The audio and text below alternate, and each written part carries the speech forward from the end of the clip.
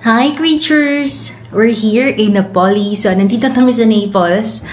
Oh, medyo madami kami mga luggage. Actually, dala namin lahat ng luggage namin. Kaya, didn't have much time to take videos kanina. So, ito yung room na pagsasaya namin overnight. Kasi tomorrow morning, we're gonna go to Capri and Positano, no, along the Amalfi Coast.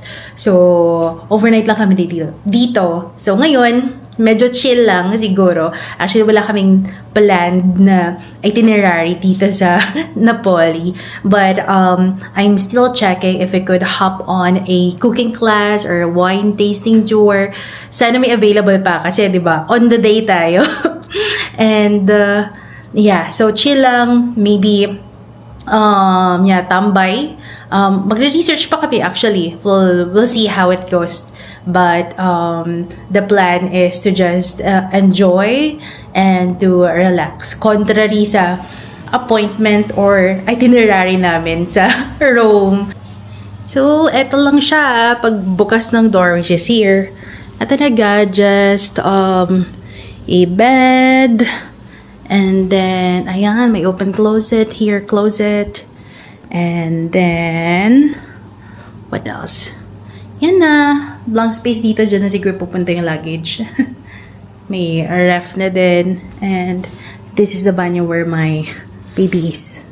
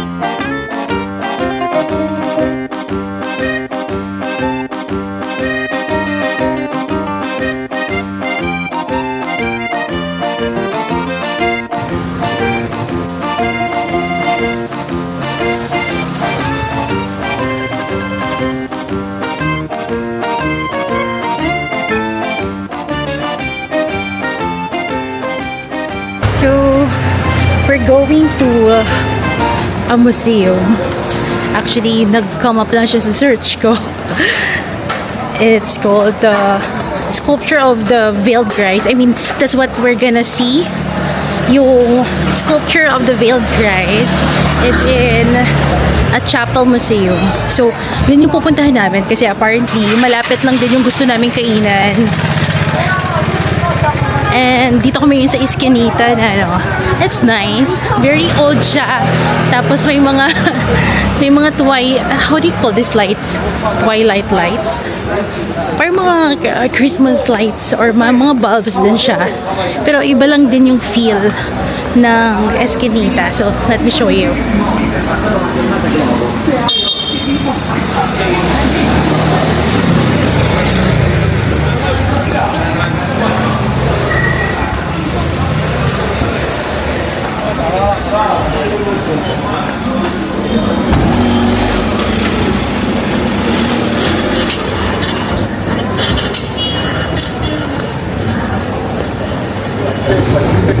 Ginutom ang first one. Nagsapay kami sa maliit na store. So, ito yung so, ito yung mga legit siguro na mga Napoletano na pizza. So, how much?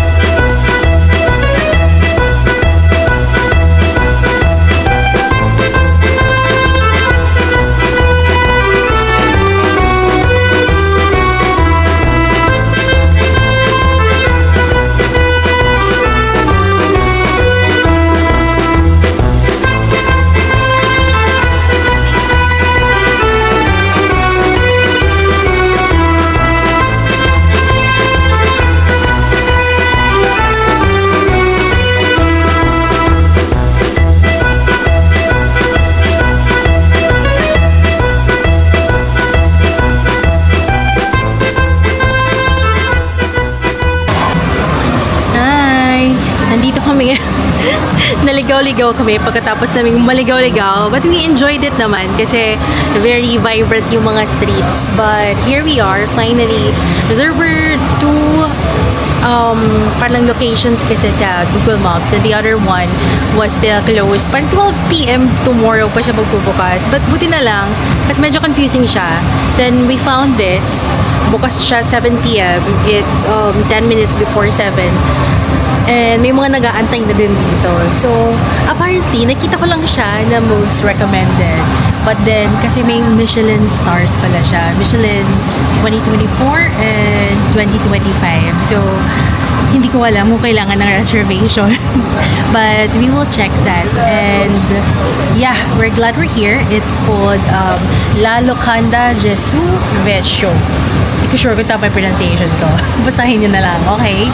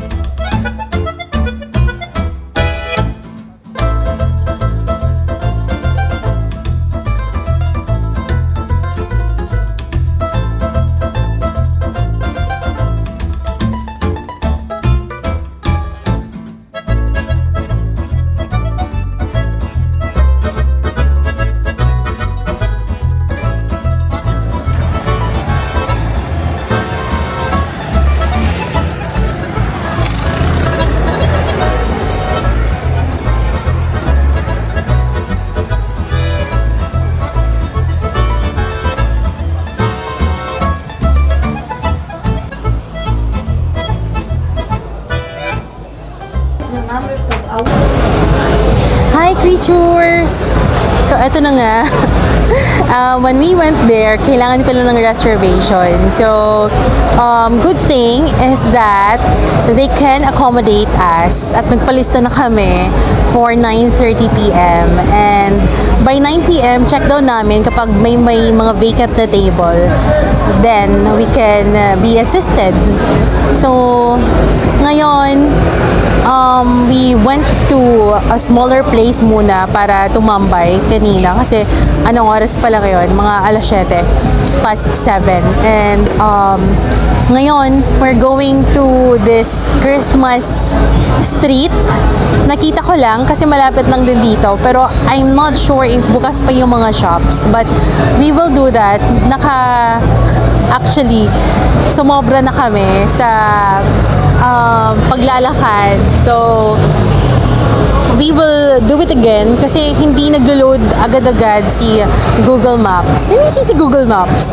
So, we will go there and hope na bukas pa kasi I really want to see some Christmas crafts, especially yung nativity. So, this street daw is Christmas all year round. So, I hope naman na Christmas sila 24 hours. But, tara na, let's go.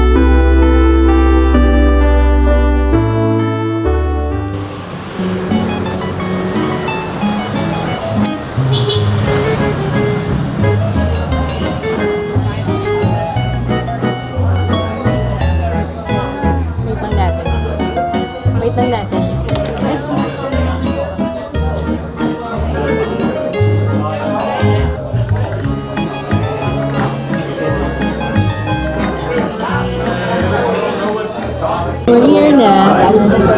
Diridig ba ako? Yeah. So, nandito na kami. Nakapasok kami. So, we're supposed to be seated at 9:30. Pero, inabisuan kami na to check if 9 o'clock may available na seats. But then we came in earlier than that, 8:40. So, kapasok na kami. Magulo. Magulo pero 14 seats lang. Ay, 14 seats tama. 14 tables lang pala. Kaya mabilisan lang. Come and go. So, we'll see. Kaka-order lang namin. And we'll check kung sarap nga ba.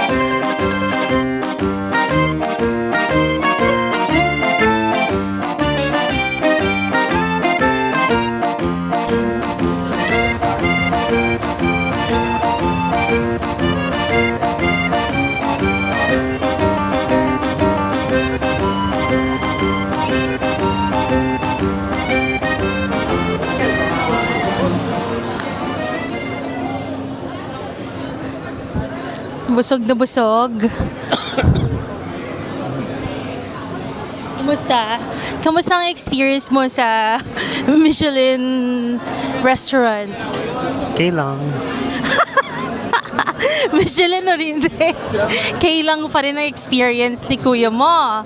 Yeah, so ni-research namin kung ilang star, pero apparently parang hindi sila Michelin star restaurant, pero recommended. Ay, research namin mamaya kung ano talaga yung award niya or whatever from Michelin. So, feeling, sorry coach, dito ako nag-cheat. Ang hirap mag-diet guys kapag nandito kayo sa Italy. Lahat masasarap. At saka syempre you wanna try everything. Pasta, hindi mo naman pwedeng, alam mo yun, kunin yung dairy from the pasta. And pizza. I think okay na ako sa pizza. I mean, done. I've had my pizza today. So, nothing special. Masarap? Masarap ba? Okay lang. K lang. Si Mr. K lang. Or siguro we haven't tried an authentic one pa. So ngayon, pauwi na kami. Hindi na namin kaya maglakad. Kanina naka 17,000 steps na kami. So baka probably now 20K na. And yun, mag-taxi na kami or mag-Uber na kami dito. And tomorrow, we're gonna have a long day. We're going to visit Capri. And we'll head to Positano. So, magstay tayo overnight sa Positano along the Amalfi Coast. So, here we go, Amalfi!